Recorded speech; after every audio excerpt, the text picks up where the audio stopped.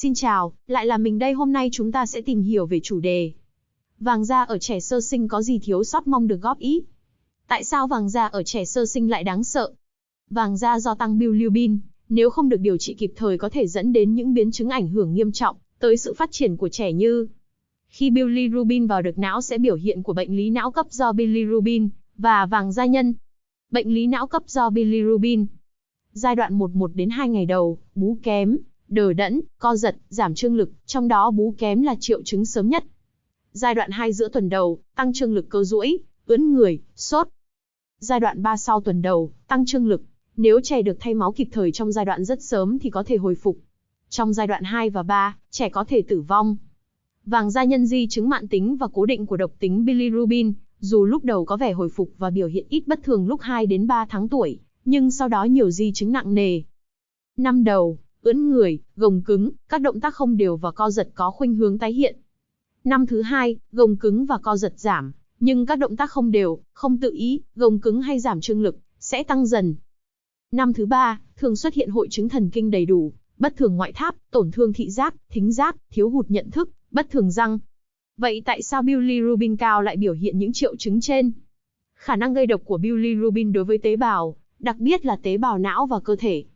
Khi nồng độ bilirubin quá cao hay hàng rào máu não bị tổn thương, phần bilirubin tự do không liên kết lưu hành trong máu vượt qua hàng rào này, đến gắn vào màng các tế bào cơ thể và gây độc. Các tổn thương ở mức độ phân tử này bất hồi phục, dù có điều trị để giảm lượng bilirubin tuần hoàn.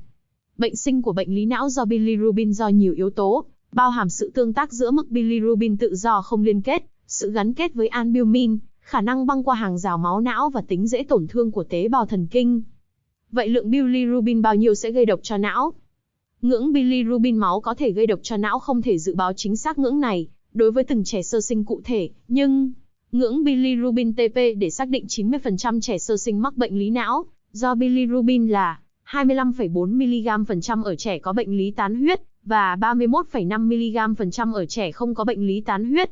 Trẻ càng non thì càng dễ bị bệnh lý não. Bilirubin không liên kết 10 đến 12 mg/dl có thể kết hợp với bệnh lý não ở một số trẻ non tháng.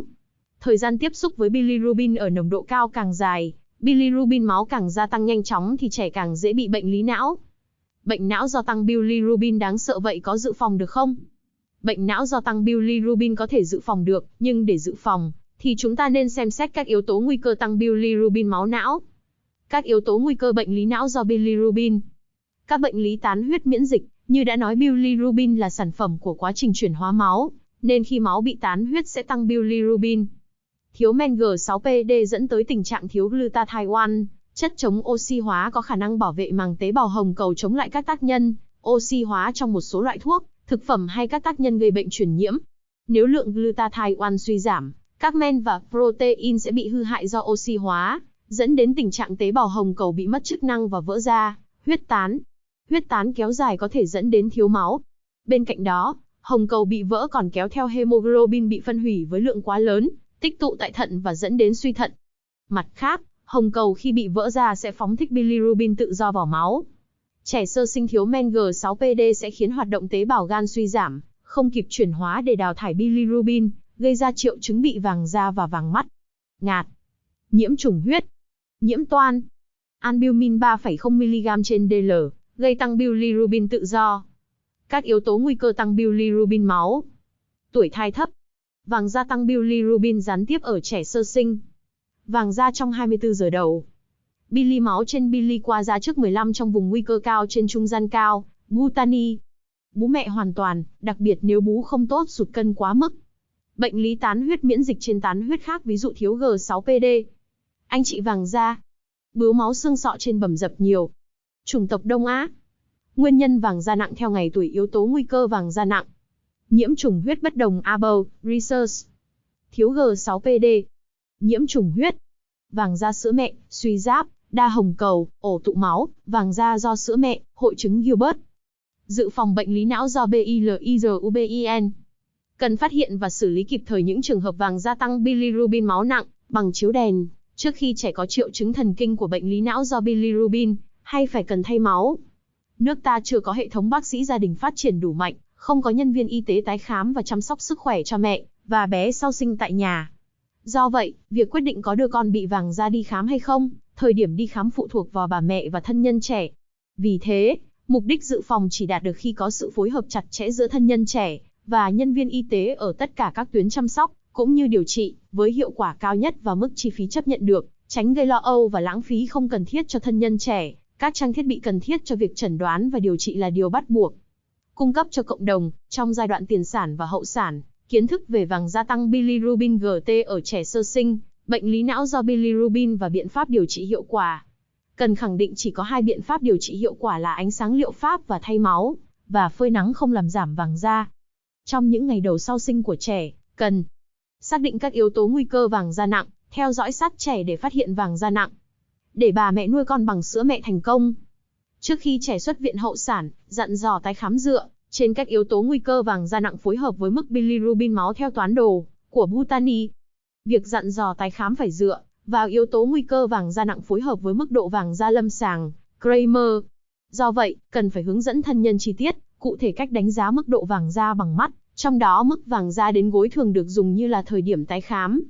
Nghiên cứu của chúng tôi công bố năm 2014, cho thấy có nhiều yếu tố rào cản ngăn bà mẹ đưa con vàng da tái khám, theo hẹn của nhân viên y tế, phổ biến trong bà mẹ và cả nhân viên y tế sản nhi, tập quán nằm phòng tối, kiêng ra khỏi nhà trong giai đoạn hậu sản, vàng da luôn là sinh lý, chỉ cần đưa con đi khám khi trẻ lì bì hay bú kém. Khi bà mẹ mang trẻ vàng da đến khám, nhân viên y tế đánh giá mức độ vàng da lâm sàng, và đo bilirubin qua da trên bilirubin máu nếu có chỉ định, và chuyển lên tuyến trên để xử lý kịp thời khi vàng da nặng. Tại tuyến trên, làm các xét nghiệm cần thiết và điều trị phù hợp.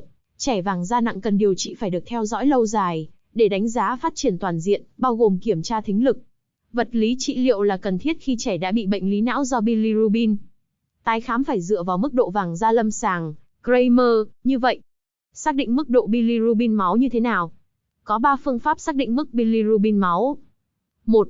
Quan sát bằng mắt là phương pháp đầu tiên để phát hiện vàng da và ước lượng mức độ bilirubin trong máu. Vì bilirubin tăng trong máu sẽ thấm vào mô mỡ dưới da theo khuynh độ nồng độ và làm da nhuốm màu vàng. Do đặc điểm sinh lý về nhiệt độ và pH máu ở da của trẻ sơ sinh, màu vàng trên da sẽ tiến triển theo hướng đầu, thân, nghĩa là thấy được trước tiên ở mặt và trán, sau đó xuống dần đến thân rồi tới đầu chi. Bilirubin máu càng cao thì màu vàng thấy được ở vùng càng thấp. Dựa trên đặc điểm này, Kramer đề ra nguyên tắc phân vùng da thấy được màu vàng để ước lượng bilirubin máu. Công thức ước tính bilirubin máu theo Kramer, bilirubin máu, mg% số vùng cộng 13. Điều kiện bắt buộc khi đánh giá, nguồn ánh sáng trắng đủ sáng ấn da để làm mất màu hồng của da, theo hướng từ đầu đến chân. 2. Đo bilirubin qua da, là phương pháp trung gian giữa khám bằng mắt và xét nghiệm máu. Máy cầm tay, nhỏ gọn, sử dụng đơn giản. Nguyên tắc hoạt động, bilirubin lưu hành trong máu khuếch tán gắn vào mô mỡ dưới da theo khuynh độ nồng độ, nên bilirubin trong da có thể đại diện cho bilirubin máu. Chùm tia sáng phát ra từ máy khi xuyên qua da sẽ bị hấp thu một phần bởi màu vàng của bilirubin trong mô dưới da, phần còn lại sẽ phản chiếu trở lại đầu giò của máy, được phân tích và cho kết quả ngay. 3. Đo bilirubin trong máu là tiêu chuẩn vàng, được chỉ định khi vàng quá rốn, không xác định được mức độ vàng da bằng mắt. Trẻ non tháng, trong vòng 24 giờ sau ngưng chống độc, khi bilirubin qua da 15mg%. Trong 2 trường hợp đầu, có thể thay thế bằng đo bilirubin qua da.